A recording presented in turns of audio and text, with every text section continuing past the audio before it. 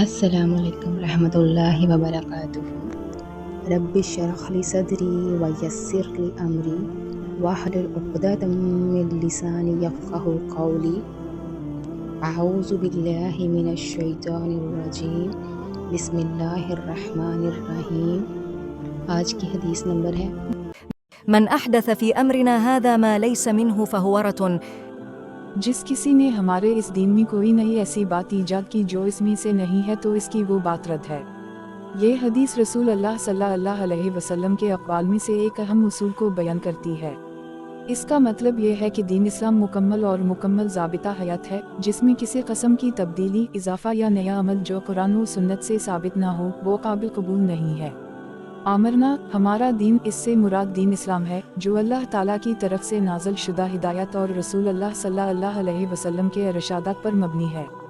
ما لیس منہ، جو اس میں سے نہیں ہے، اس سے مراد کوئی ایسا عمل یا عقیدہ ہے جو دین کے اصولوں، احکام یا تعلیمات میں شامل نہ ہو، یعنی یہ چیز قرآن و سنت سے ثابت نہ ہو۔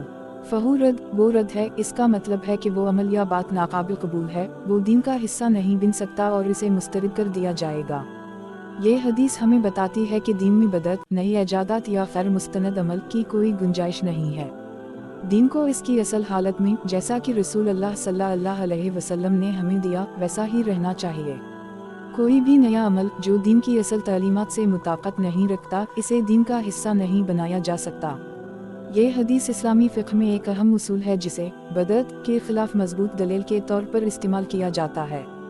اس کا مقصد مسلمانوں کو دین کی اصل اور خالص تعلیمات کی پیروی کی ترغیب دینا ہے اور ہر قسم کی غیر ضروری اضافات یا تبدیلیوں سے بچنا ہے، یعنی دین اسلام کو اس کی اصل صورت میں برقرار رکھنا ہی ہمارے لیے ضروری ہے، اور کسی بھی قسم کی بدعت یا غیر مستند عمل کو دین کا حصہ سمجھنا غلط ہوگا۔